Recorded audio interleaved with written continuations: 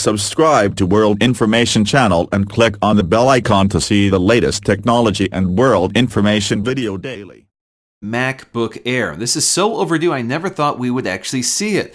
So this is the first time the MacBook Air has been completely redesigned since 2010. In fact, MacBook Air was one of the first Macs I ever reviewed. And since the MacBook Air has been one of the most popular laptops of all time, I think this is kind of a big deal. So this new MacBook Air retails for $1199 alongside the $999 of the original MacBook Air. So a $200 premium brings you a lot more modern amenities, including a Retina display. We also get the new third generation butterfly style keyboard along with a Force Touch trackpad, Touch ID, much better speakers, a more compact form factor, along with more modern processors and Thunderbolt 3 ports. And of course, because the MacBook Air is available in 3 colors this time, we're going to take a look at all 3 of them side by side, so maybe you get an idea of what color you might prefer. Now strangely, the MacBook Air only comes with one processor. This is a dual-core, 8th generation Core i5 clocked at 1.6 GHz. Now this is actually a custom 7-watt Y-class processor. This replaces the 15-watt U-class processors from the old MacBook Air, but those are really old 5th generation processors, and we'll talk about performance a bit later. The base configuration gets you 120 gigs of PCIe based SSD storage, which you can upgrade to 1.5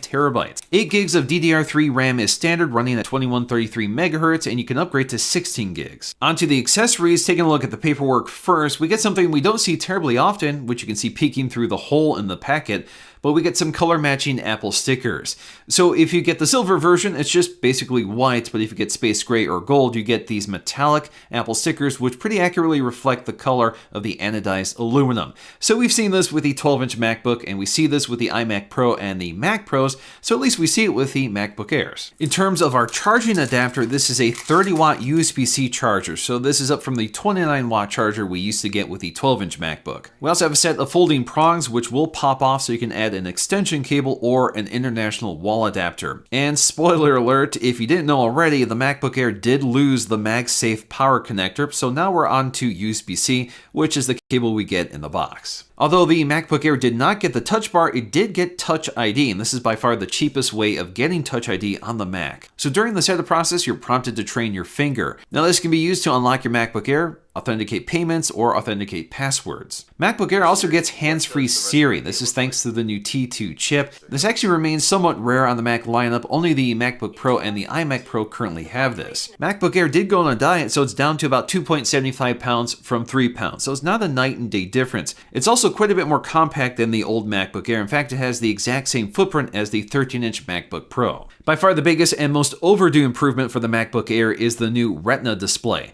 So just like the MacBook Pro, this is a 13.3-inch display with a resolution of 2560 by 1600. That's up considerably from the 1440 by 900 resolution of the old 13.3-inch display. This is the most affordable Retina display on a Mac and produces 48% more color than the old design. We also get 4 million pixels, up from 1 million pixels. The other big change is IPS over TN. So the old TN display had terrible off-axis viewing angles. So as you tilt the screen, you can see just how bad the distortion was. Also gone from the old display is that wide bezel, which was wrapped in aluminum. So now we have an edge-to-edge glass panel, which is also more anti-reflective than the old glossy panel. So if you look side by side, you'll still see glare, but it's definitely not as bad as it used to be. It's quite a bit more tinted. At first glance, it looks like the MacBook Air has the exact same display as the MacBook Pro 13-inch, but that's not exactly the case. Although we have the same screen resolution and the quality is still pretty good, we're still lacking a few features like True Tone, which matches the white balance to the ambient light in the room. And the maximum brightness of the MacBook Air is 300 nits versus 500 nits for the MacBook Pro. Now you can really only achieve maximum brightness in direct lighting, such as when you're outdoors, so you can't really ramp up the brightness to this level. So in my case, I'm just shining lights directly at the ambient light sensors to bring up the maximum brightness. And you can see there is a difference. The other difference is that the MacBook Air lacks support for the DCI-P3 color gamut. Although this is still a very vibrant and colorful display, whites aren't quite as clear as they are on the MacBook Pro, and colors like green and reds aren't quite as vibrant. We also get the new 3rd generation butterfly style keyboard, the same one that debuted with the 2018 MacBook Pro. So the new design is quieter and they've improved durability by adding a membrane underneath each key, which keeps dust out. But this keyboard is a huge change from the old keyboard. I'm actually a big fan of the butterfly style keyboard just because the keys are wider so they're easier to strike, and the keys are far more stable so they don't wobble around like they did with the old MacBook Air. And because there's much less mechanical travel, these keys are actually really fast to type on. I'm a really fast typer, so I actually appreciate a shallow keyboard just because that means you're working less to press the keys. But obviously preferences differ quite a bit, and I think it just takes a little time to get used to the new keyboard before dismissing it. We also get improved backlighting because each key gets an individual LED light, so you can see much less light leaking around the keys, and each key character is more brightly lit. Once again, the brightness of the keyboard is adaptive to the ambient lights, but you can also manually adjust the brightness of the keyboard from the function row. This is the first Mac keyboard that gets Touch ID without a touch bar. Typically that's been combined, but now we have a separate key just for it. This still acts as a power button, and like other Touch ID sensors, it's covered in sapphire crystal. MacBook Air also finally gets the Force Touch trackpad, replacing the mechanical trackpad of the old design.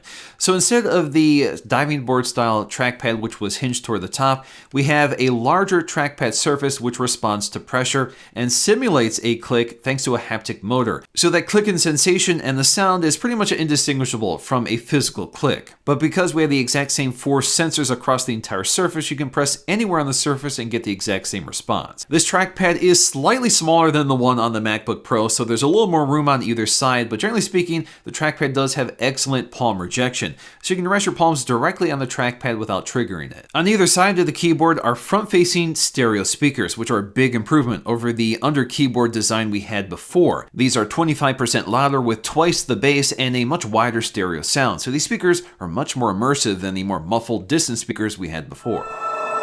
Starfleet is a promise. I give my life for you, you give your life for me. I give my life for you, you give your life for me. And nobody gets left behind. And nobody gets left behind. Not surprisingly, the new MacBook Air replaced all of its old ports with 2 Thunderbolt 3 ports on the left side. So gone is the SD card reader, Thunderbolt 2, and the USB-A ports. Also gone is the MagSafe connector. Now personally, I've never been a big fan of MagSafe just because I think it comes off way too easily, and I definitely prefer a universal charging standard, which means I have less cables and adapters to keep around. Thunderbolt 3 and USB-C certainly opens up the MacBook Air to a world of much powerful accessories. So you can connect this to a 5K display, you have data transfer speeds up to 40 megs per second, and you can even connect an external GPU to improve graphics performance by up to 17 times. MacBook Air certainly isn't the first Mac to go USB-C only, so there's quite a few adapters out there, and for the most part, the only adapter I actually need is an SD card reader. Otherwise, I'm able to use USB-C for basically everything. At the top edge of the glass is the FaceTime HD camera, still recording at 720p. We also get an LED indicator and the ambient light sensors nearby. We also have a 3 microphone array, which is used for better voice recognition for Siri. And what's kind of interesting is that the microphones are controlled by the T2 chip, and when you close the lid of the MacBook Air, it actually mechanically disconnects the microphones, which means software, good or otherwise, can't get around this interrupt. On the underside of the MacBook Air is a single panel, which is held on with pentalobe screws. Those screws are actually color matched to the aluminum finish, which is kind of a nice detail. We also have those plastic feet at all 4 corners, which protect the bottom of the MacBook Air. Similar to the old MacBook Air, ventilation is hidden within the hinge, but this time the hinge is integrated into the aluminum unibody of the design as opposed to a black plastic strip. So it's a much cleaner design consistent with all of the other Macs. In terms of the color selection, silver is certainly not a new color. We've had this since the beginning, but Space Gray finally makes it to the MacBook Air, although this is a color we've seen on the 12-inch MacBook and the MacBook Pro for a number of years. But a new color here is gold, and Apple keeps tweaking the gold color, so now it's been updated to reflect the gold color that's also on the newest iPad 6th generation and the Apple Watch. So this is more of a coppery gold color. It's quite a bit warmer than the yellow gold and not quite as pink as the rose gold. Incidentally, the 12-inch MacBook was also updated to get this new color. Personally, I'm still a huge fan of Space Gray, but no matter what color you get, you also get a matching Apple logo on the back. So this is a polished inset Apple logo, replacing the backlit Apple logo of the old MacBook Air. Another color matching detail is the MacBook text on the front of the display. So if you look closer, you'll see that it actually matches the aluminum finish. In terms of performance, I mentioned earlier that this is running a 7-watt Core i5 processor, which sounds less powerful than the 15-watt Core i5 or Core i7 from the old MacBook Air. But if you take a look at the Geekbench scores, you can see that this Core i5 still beats those old processors, so this is still a faster computer. And even though we have a more powerful computer and a slightly smaller battery, this MacBook Air achieves the same battery life as the old MacBook Air. So that gives you about 12 hours of wireless web browsing, which is the best among all of the MacBooks. In terms of performance, this entire video was actually made on the MacBook Air, and although it's quite a bit slower than my iMac Pro, which I normally use,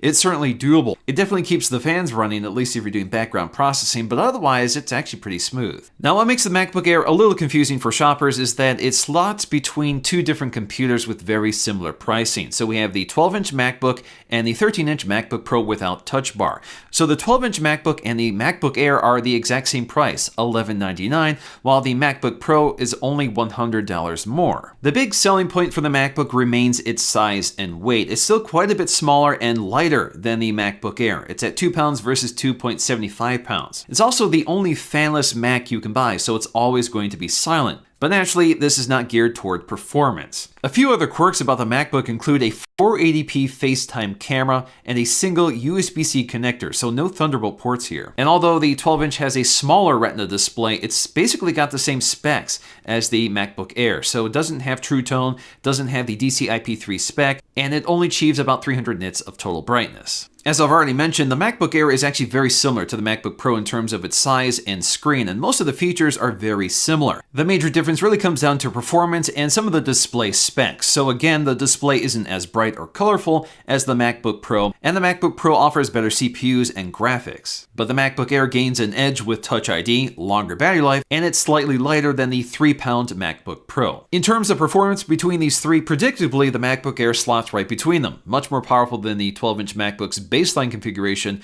but not quite as powerful as the baseline MacBook Pro. Although if you look at that single core score, you can see the MacBook Air is getting quite close. But the big selling point for the MacBook Air is that it's the most current of these three. The MacBook and the MacBook Pro without the Touch Bar haven't been updated for 2018, so they're overdue. So either they're going to update these in 2019 or the MacBook Air is going to be expanded to fill their spots. As always, Apple doesn't make it easy to decide which Mac to get. I definitely think it's worth the $200 upgrade from the old MacBook Air, and I would still choose it over the MacBook and the baseline MacBook Pro, just because it's the most current and offers the best form factor and dollar value. But if you want the best power for the least amount of money, definitely go for the MacBook Pro. Alright guys, hope you enjoyed this look at the MacBook Air. If you guys enjoyed this video, please let me know with a like.